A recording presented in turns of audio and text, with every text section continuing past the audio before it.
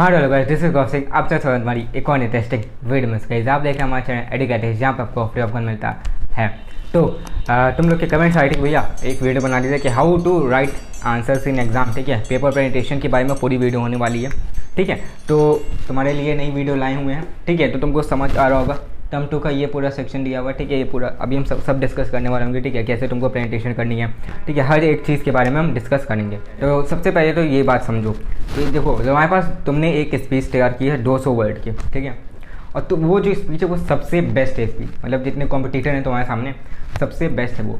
ठीक है, बट तुम्हें ये तो पता है व्हाट टू प्रेजेंट, बट तुम्हें ये नहीं पता हाउ टू प्रेजेंट। समझ आ रहा है कि मतलब हमें पता है कि हमें क्या बोलना है, बट कैसे बोलना है ये हमें नहीं पता। ठीक है, और वही चीज़ आज हम सीखने वाले हैं। ठीक है, कि हमें बोलना कैसे। हमारे पास बेस्ट स्पीच है बट हमें ये नहीं पता है कि हम कैसे बोलेंगे, तो वो बेस्ट का कोई मतलब ही नहीं रह जाएगा। फिर बाकी लोग उनको पता है, ठीक है, वो लोग जीत जाएंगे नहीं, लेकिन हमको क्या करना, हमको जीतना है। ठीक है, बेस्ट मटेरियल हमारे पास है तो जीतेंगे भी हम ही। ठीक है, तो इस सबसे पहले हम समझते हैं हमारा टर्म 2 का पहले हम समझ लेते हैं। ठीक है, उसके बाद हम सारे चीज़ डिस्कस करेंगे। तो टर्म 2 का जो पेपर आया सैम्पल पेपर, उसमें देखें section A, section B, section C, 3 section दिए हुए हैं। सेक्शन ए जो तुम्हारा है वो 2 मार्क्स का है, 2 मिलियन नहीं लिखा है, 2 मार्क्स का है। ठीक है, और ये 3 मार्क्स का है सेक्शन बी, और सेक्शन सी जो है वो 4 मार्क्स का होगा, जो कि केस बेस्ड है। ठीक है, सेक्शन सी जो है वो केस बेस्ड रहेगा, जिसमें कि तुमको या तो 4 क्वेश्चन 1-1 मार्क्स के दे देंगे, या तो 2 क्वेश्चन दे देंगे 1-1 मार्क्स के। बाकी दूसरा जो क्वेश्चन होगा वो चॉइस वाला हो सकता है, 2 मार्क्स के हो सकते हैं। ठीक है, तुमने देखा होगा अपने साइंस के सैम्पल पेपर में। ठीक है, तो 4 मार्क्स के होंगे। तो बेसिकली हमें ये पता है कि हमारा जो टर्म 2 है वो पूरा थ्योरी होने वाला है। ठीक है, हमने MCQ दे रखा है। ठीक है, MCQ हमने टर्म 1 में दे रखा है। अब हमारी बारी आ गई है टर्म 2 की। ठीक, तो यहाँ पे देखते हैं पेपर प्रेजेंटेशन के बारे में हम सब बात करने वाले हैं। तो ये 2 मार्क्स, ये 3 मार्क्स, या 4 मार्क्स। ठीक है, बट हम यहाँ से 1 मार्क्स से शुरू करेंगे, 1 मार्क्स से शुरू करेंगे और 5 मार्क्स तक जाएंगे। ठीक है, क्योंकि ये इसी साल के लिए। ठीक है, ये इसी साल बट लॉन्ग प्रोसेस के लिए। ठीक है, हमें हर साल, ठीक है, हम ये सिर्फ इसी साल के लिए आया। बाकी हर साल हमारा 1 मार्क्स से लेके 5 मार्क्स तक ही होता है। ठीक है, और हमेशा हर साल हमारा 70 मार्क्स का पेपर होता है। ठीक है, 70 मार्क्स या 80 मार्क्स का, बट इस साल हमारा कितने मार्क्स का है, 40 मार्क्स का है। ठीक है, तो अगर तुम 2021-22 सेशन के हो, ठीक है, तो तुम्हारे लिए यही है, यही काम के लायक है। और बाकी अगर तुम नॉर्मल हो तो तुम पूरी वीडियो देख सकते हो। अगर तुमको देखना है तो तुम थोड़ा सा आगे स्किप कर सकते हो। मैं सेक्शन इस पर आऊँगा 2 मार्क वाले पर। तो 1 मार्क वाले क्वेश्चन में तुमको क्या करना रहता है, 1 मार्क के क्वेश्चन में हमेशा कीवर्ड हमेशा लिख देना। ठीक है, 1 मार्क के क्वेश्चन में हमेशा तुमको कीवर्ड लिखना है। ठीक है, अगर वो पूछा है कि what is on which date this institute was made, ठीक है, ऐसा कोई भी क्वेश्चन आ गया तो तुमको सिर्फ डेट डाल देनी है, या उसका डेट और ईयर डाल देना है। ठीक है, बट या तो तुम ये भी कह सकते हो the institute was made on this. ठीक है, मतलब पूरा अगर सेंटेंस लिख रहे हो ना तो प्लीज़ वो ज़्यादा अच्छा रहेगा तुम्हारे लिए। तो प्लीज़ सेंटेंस लिखना, बट कीवर्ड को उसमें अंडरलाइन कर देना कि ये इंस्टीट्यूट इस वाले दिन बना था, और ये जो तुमने डेट लिखी इसको अंडरलाइन कर देना बस। ठीक है, ये तुम्हारा 1 मार्क है। इसमें और ज़्यादा तुमको कुछ नहीं करना। 1-2 लाइन, 1 लाइन बहुत है, इसमें काफ़ी है। ठीक है, 1 लाइन से ज़्यादा नहीं होना चाहिए। ठीक है, क्योंकि हमें 1 मार्क का क्वेश्चन हमें सिर्फ और सिर्फ सीधे डायरेक्ट आंसर देना है, यहाँ पे कोई हमें खिचड़ी नहीं पकानी है। ठीक है, फिर आता है 2 मार्क के क्वेश्चन में। ठीक है, 2 मार्क का क्वेश्चन क्या कहता है भैया, तो 2 मार्क के क्वेश्चन हमेशा देखो 2 मार्क के क्वेश्चन में कोई भी तुमको एक्सप्लेनेशन की ज़रूरत नहीं रहती वहाँ पे। ठीक है, एक्सप्लेनेशन की ज़रूरत नहीं है, या तुम सोचो डायग्राम बनाने की ज़रूरत, ठीक है, वो भी नहीं है। ठीक है, डायग्राम बनाने की ज़रूरत नहीं है। अगर डायग्राम पूछा गया है तो प्लीज़ बनाना। ठीक है, इफ़ रिक्वायर्ड। ठीक है, अगर पूछा गया है, ठीक है, अगर पूछा गया है तो तुमको बनाना है, नहीं तो फिर नहीं बनाना है। ठीक है, अब 2 मार्क के क्वेश्चन तुमको 2 से 3 लाइन में आंसर लिखना है, उससे ज़्यादा नहीं लिखना। पैराग्राफ में लिख रहे हो तो 3 से 4 लाइन में आ सकता है, बट अगर पॉइंट्स में लिख रहे हो तो 2 से 3 पॉइंट्स में लिखना। ठीक है, ये तुम्हारा हो गया 2 मार्क का क्वेश्चन के। 3 मार्क का क्वेश्चन अगर हम देखें तो उसमें क्या होगा, तो उसमें तुमको 3 से 6 लाइन में आंसर लिखना है। अगर तुम पैरा में लिख रहे हो, ठीक है, पैराग्राफ में लिख रहे हो तो 3 से 6 लाइन का आंसर, उससे ज़्यादा नहीं लिखना है। पॉइंट्स में लिख रहे हो तो 3 से 4 पॉइंट्स लिख देना बस। ठीक है, क्योंकि अगर 1 पॉइंट सही है तो 1 पॉइंट हमें 1 मार्क्स पूरा मिल जाएगा। ठीक है, तो 3 मार्क का क्वेश्चन बात हो गई। 4 मार्क का क्वेश्चन में क्या होता है, ठीक है, अभी हम बस तुमको लाइन बताना कितना पॉइंट्स है, उसके आगे हम अभी एक्सप्लेन करेंगे। 4 मार्कर में तुमको कितनी लाइन लिखनी होगी। 4 मार्कर में देखो, ये तो केस बेस्ड है, तो यहाँ पे अगर हम इसके हिसाब से देखें टर्म 2 के हिसाब से, तो यहाँ पे 1 मार्क का क्वेश्चन है। ठीक है, तो जैसे कि इसमें आ गया गिव रीज़न। ठीक है, या कोई और क्वेश्चन आ गया 1 मार्क्स के होंगे, ठीक है, 1 मार्क्स से या 2 मार्क्स के होंगे, तो उसमें क्या लिखना, यही वाली चीज़ अप्लाई करना। 1 मार्क का है तो उसका गिव रीज़न 1 से 2 लाइन में लिख देना, और अगर 2 मार्क का है तो उसमें 3 से 4 लाइन में आंसर लिख देना, या तो फिर 2 से 3 उसके पॉइंट लिख देना, ठीक है। बट अगर 4 मार्क का क्वेश्चन है, इस टर्म 2 को अगर हम हटा दें, नॉर्मल बोर्ड एग्जाम में देखें तो उसमें तुमको क्या करना होगा, उसमें कम से कम 6 लाइन तो लिखनी होंगी, ठीक है, 6 लाइन लिखना, या तो फिर 5 पॉइंट लिख देना, ठीक है, 5 पॉइंट लिख देना। 5 मार्क का क्वेश्चन में, ठीक है, अगर 5 मार्क का क्वेश्चन है, ठीक है, तो उसमें तुमको कम से कम 7 से 8 लाइन लिखनी होगी अगर पैरा में लिख रहे हो तो, ठीक है, अगर पैराग्राफ में लिख रहे हो तो। और अगर तुम पॉइंट्स में लिख रहे हो तो पॉइंट्स भी तुमको 6 to 7 पॉइंट्स लिखने पड़ेंगे, ठीक है, इनमें, क्योंकि ये 5 मार्क है, इसमें तुमको हर एक चीज़ डिटेल में समझाने होगी, तो उसमें 6-7 पॉइंट्स मिनिमम होंगे। अगर तुम और बढ़ाना चाहते हो तो बढ़ा सकते हो, कोई दिक्कत नहीं, क्योंकि यहाँ पे 2 पॉइंट 1 मार्क के हो सकते हैं, 1 पॉइंट हाफ मार्क का भी हो सकता है, ठीक है। तो ये चीज़ थी, हमने बात करी भैया इतने लाइन, हमें इतने मार्क के क्वेश्चन में इतनी लाइन लिखनी है, इतने पॉइंट लिखने हैं, बट बाकी मेन चीज़ इसमें और क्या क्या चीज़ें होंगी, ठीक है। तो देखो अब कुछ मेन पॉइंट्स हैं जो इसके बारे में डिस्कस कर लेते हैं। कि पहला, ठीक है, कि 3 मार्क का क्वेश्चन, जैसे कि अब 2 मार्क के क्वेश्चन में तुमको सिर्फ डायग्राम अगर पूछा जा रहा है तो डायग्राम बनाना, नहीं तो फिर 3 से 4 लाइन में आंसर लिख दोगे।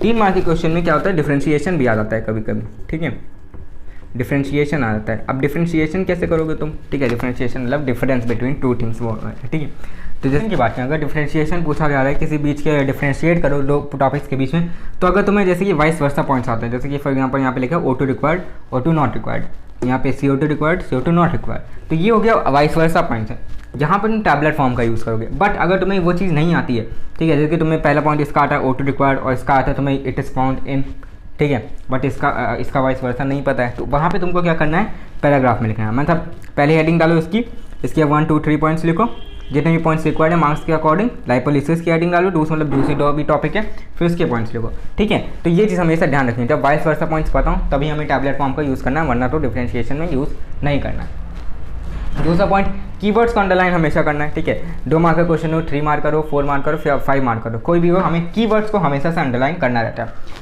थर्ड में हम आते हैं कि एग्जाम्पल, डायग्राम और रिएक्शन कंपलसरी होते हैं 4 मार्क के क्वेश्चन में या 5 मार्क के क्वेश्चन में। अगर 4 मार्क का या 5 मार्क का क्वेश्चन है तो प्लीज़ ये ट्राई करो कि तुम्हें डायग्राम उसमें बनाना ही बनाना है, एग्जाम्पल देना है, और उसके अगर केमिस्ट्री है तो उसमें रिएक्शन तुम्हें देनी होगी, ठीक है, क्योंकि इसका बेनिफिट ये रहता है कि जैसे कि तुम्हारा 4 मार्क का क्वेश्चन है, तुम्हें पता है कि ये डायग्राम तुम्हें अच्छे तरीके से आता है, ठीक है, बट इसके बारे में थोड़ा सा लिखना नहीं आता, तो तुम डायग्राम बना दो तो तुम्हें 4 में से 3 मार्क्स तो मिल जाएंगे आराम से, ठीक है, या तुम्हें 4 में 4 भी मिल सकते हैं, ठीक है। तो डायग्राम का बेनिफिट रहता है। फिर आता है avoid answer in point in English, ठीक है, कि हमेशा इंग्लिश में पॉइंट में कभी आंसर नहीं लिखना है, ठीक है। हमेशा हमें साइंस में या सोशल साइंस में हमें पॉइंट्स में लिख सकते हैं, बट इंग्लिश में हमेशा अवॉइड करना कि पॉइंट्स में आंसर ना लिखो।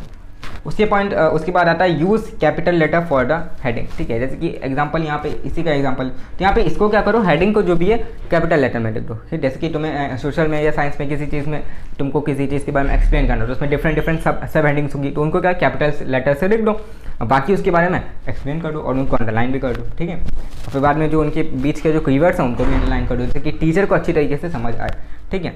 फिर always leave 2 line between the 2 answer, जैसे कि ये एक आंसर खत्म हुआ तो यहाँ पे एक लाइन छोड़ो, फिर दूसरा आंसर स्टार्ट हो, और बीच में उसको मार्जिन खींच दो, जिससे कि वो नीट एंड क्लीन लगे, ठीक है, क्योंकि नीट एंड क्लीन भी मोस्ट इंपॉर्टेंट रहता है। अगर 50% तुम्हारा नॉलेज काम देती है तो 50% तुम्हारा प्रेजेंटेशन भी काम देता है, ठीक है। ऐसा नहीं है कि हमें 100% पता है बस हम फुल मार्क्स आए, ऐसा नहीं है, हमें प्रेजेंट भी अच्छी तरीके से करना होगा तो सामने वाले को समझ तो आए, ठीक है।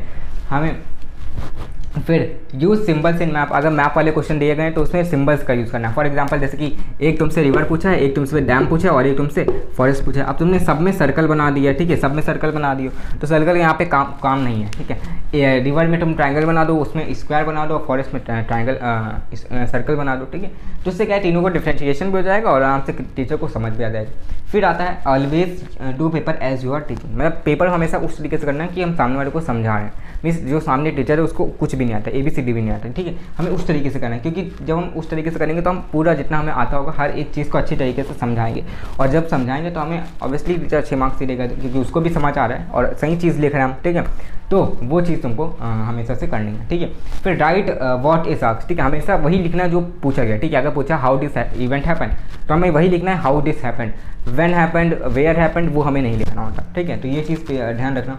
फिर टाइम मैनेजमेंट तुम्हारा इंपॉर्टेंट रहता है। टाइम मैनेजमेंट जैसे कि तुम्हें पता है इसमें कितने 2 घंटे चाहिए, ठीक है, 2 घंटे 40 मार्क का पेपर है, ठीक है। तो टाइम मैनेजमेंट हमें कैसे मैनेज करना है तो वो भी बता रहे हैं, ठीक है। उसके बाद डोंट राइट आंसर स्मॉल, ठीक है, छोटी हैंड राइटिंग में नहीं लिखना है, जैसे कि एक वर्ड लिमिट है, ठीक है, 80 वर्ड्स है, बट तुम्हारा 50 वर्ड्स में 60 वर्ड्स में कंप्लीट हो गया, तुम्हारी छोटी हैंड राइटिंग है, तो क्या होगा, ठीक है। तो हमें क्या करना है, मीन्स मिनिमम ऐसा लिखना है कि एक लाइन में 6 to 7 वर्ड्स हैं, उससे ज़्यादा ना है, ठीक है। तो ये चीज़ तुमको ध्यान में रखनी है कि स्मॉल हैंड राइटिंग में नहीं लिखना है और ज़्यादा बड़ी भी नहीं होनी चाहिए, ठीक है। ऐसा लिखना है कि वो मीडियम रहे और हमारा पेपर भी जितना ज़्यादा अच्छा लगे, नीट एंड क्लीन भी लगे और थोड़ा सा भरा भी लगे। अब भरे का मतलब इन सेंस ये कहना चाह रहा हूँ कि जो चीज़ पूछी गई है उसी को अच्छी तरीके से और इलेबरेटेड फॉर्म में लिखो। भरने का मतलब ये नहीं कि मैंने बोल दिया भर दो तो तुमको जितना कुछ आता है वो सब भर दो, भले वो पूछा गया हो ना पूछा गया हो, ठीक है। तो ये चीज़ बिल्कुल नहीं करनी है। फिर आता है, ठीक है, तो डोंट राइट स्मॉल, ठीक है, वो सारी चीज़ें मैंने एक्सप्लेन करी। अब फिर आता है टाइम मैनेजमेंट के बारे में कि टाइम मैनेजमेंट हमें क्या करना है, ठीक है। तो उससे पहले मैं तुमको एक बुक दिखा देता हूँ। तो ये है ओसवाल की, ठीक है, 2021 की बुक है, ठीक है। इसमें क्या दिया है, इसमें टॉपर की जो है वो आंसर शीट है वो दे रखी है, ठीक है। नीट एंड क्लीन उन्होंने लिखा है, ठीक है। ये मैथ्स की है, एकदम नीट एंड क्लीन इन्होंने लिख रखा है यहाँ पे, ठीक है, ठीक है। यहाँ पे तुम्हें आइडिया मिल गया होगा कि आंसर्स कैसे लिखने हैं, ठीक है। तो इसकी अगर तुम कमेंट कर देना कि इसकी जो फोटोज़ है वो टेलीग्राम ग्रुप पे मैं डालूँ कि ना डालूँ, ठीक है। अगर तुम कहोगे तो मैं डाल दूँगा। तो प्लीज़ टेलीग्राम ग्रुप को ज्वाइन करना मत बोलना और इंस्टाग्राम पे फॉलो करना मत बोलना, ठीक है। तो ये चीज़ तो होगी। टाइम मैनेजमेंट के बारे में क्या करना है कि एक आइसोलेटेड रूम में चले जाओ, ठीक है, आइसोलेटेड रूम में चले जाना। फिर हमें क्या करना है, 2.5 घंटे हमें वहाँ पे एकदम शांति से रहना। आधे घंटे के लिए हम क्या करेंगे, स्टार्टिंग में बस सोचेंगे क्योंकि 2 घंटे का पेपर है। 2.5 घंटा में इसलिए लेंगे कि आधे घंटे हम सोचेंगे, फिर 2 घंटे में फिर पेपर करना। पूरा 2 घंटे का अलार्म लगा दो, बीच में कोई डिस्टर्बेंस नहीं चाहिए, तुम्हारे पास कोई भी मीडियम नहीं होना चाहिए, ठीक है। सिर्फ तुम्हारे पास वहाँ ब्रेन होना चाहिए और तुम्हारे पास एक पेन एक कॉपी होनी चाहिए बस, ठीक है। ये इस तरीके से तुम टाइम मैनेजमेंट कर सकते हो। स्टार्टिंग में तुम्हें 2.5 घंटा लग गया पेपर करने में, फिर धीरे धीरे तुम 2 घंटे 10 मिनट में आओगे, फिर धीरे धीरे तुम 1 घंटे 45 मिनट, फिर 1.5 घंटे में ही कंप्लीट कर लोगे, ठीक है। इस तरीके से तुम्हारा टाइम मैनेजमेंट आराम से टाइम में आ जाएगा, क्योंकि अभी हमें आदत नहीं है। हमें 2 साल से हमें लिखने की आदत बहुत कम हो गई है, ठीक है। हम MCQ करते हैं या तो ऑनलाइन क्लास, तो उसमें तो हम लिखते नहीं, ठीक है।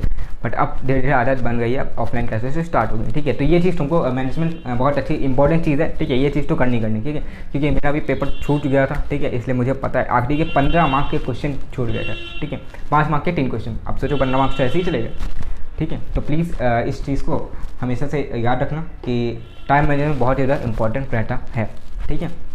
तो यही चीज़ थी। आई होप तुमको समझ आ गया कि कैसे तुमको प्रिपेयर करना है, ठीक है। हर एक चीज़ में क्या क्या कितना पॉइंट्स हमें कितना लाइन लिखना है, कितने पॉइंट्स लिखने हैं, हर एक चीज़ मैंने यहाँ पे एक्सप्लेन कर दी। अगर कोई भी मिस हो गया या फिर तुमको कैसे लिखना है, ये चीज़ कैसे लिखनी है, तो अगर तुम्हें कुछ मिसिंग लग रहा हो तो प्लीज़ कमेंट कर देना, उसको भी बता दिया जाएगा। इंस्टाग्राम पर पूछ सकते हो, ठीक है। तो प्लीज़ इंस्टाग्राम पर फॉलो करना मत भूलना और टेलीग्राम पर सारे जो भी मटेरियल वो सारा अपडेट है, ठीक है। तो वहाँ पर जाके डाउनलोड कर सकते हो और ये जो क्वेश्चन पेपर है इनकी फ़ोटो भी अपडेट कर दी जाएगी, ठीक है। और प्लीज़ इस वीडियो को जितना रख सके उतना शेयर करो, वीडियो को लाइक करो और चैनल को सब्सक्राइब करना मत भूलना। 26 तारीख याद रखना, ठीक है, क्योंकि 26 तारीख को बहुत ग्रेट वीडियो आने वाली। Till then bye. बोले 90 तो एक बोले 7, पर मैं नहीं समझ पा मैंने इनके पास। जो भी मैं कह रहा हूँ तू चल मेरे साथ, मैं चला 1 पाथ पे, तू चल मेरे साथ, बाधा है तुझसे।